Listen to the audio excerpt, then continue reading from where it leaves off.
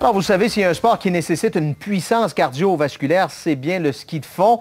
On pense immédiatement alors à Alex Hervé et pourtant, il est atteint d'une forme d'asthme qui est liée à l'effort. Les 2/3 des athlètes de haut niveau en sont atteints, mais ils peuvent quand même compter sur l'Institut de cardiologie et de pneumologie de Québec qui cherche des moyens pour prévenir ces symptômes. Nicole Germain.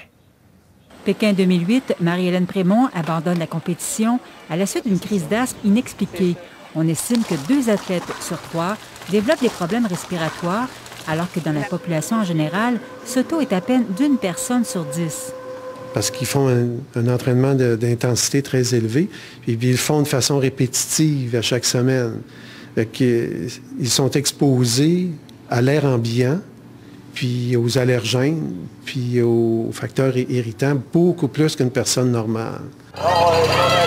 Le fondeur Alex Hervé souffre d'un asthme à l'effort. Il a été dépisté il y a quelques années lors de tests effectués par le Centre d'évaluation des athlètes de l'Institut de cardiologie et de pneumologie de Québec. Le ski de fond est un sport aérobique, tout débute avec la respiration. Donc moi, quand les bronches deviennent moins efficaces, quand ils deviennent irrités puis inflammés, bien, ça permet une moins bonne transmission de l'oxygène des poumons vers le sang, puis ça hypothèque les performances là, à ce niveau-là. Le nombre de troubles respiratoires s'apparentant à l'asthme est particulièrement élevé chez les athlètes d'élite qui pratiquent des sports d'endurance d'hiver comme le ski de fond. Même l'été, ils s'entraînent sur des glaciers, ils vont plus au nord, fait qu'ils sont toujours exposés à l'année. Puis étant donné que c'est un sport d'endurance, la ventilation est énorme, donc c'est pour ça qu'on retrouve des prévalences plus élevées. Le Centre d'évaluation des athlètes cherche à comprendre le mécanisme qui déclenche l'asthme chez les sportifs de haut niveau dans l'espoir d'une meilleure prévention.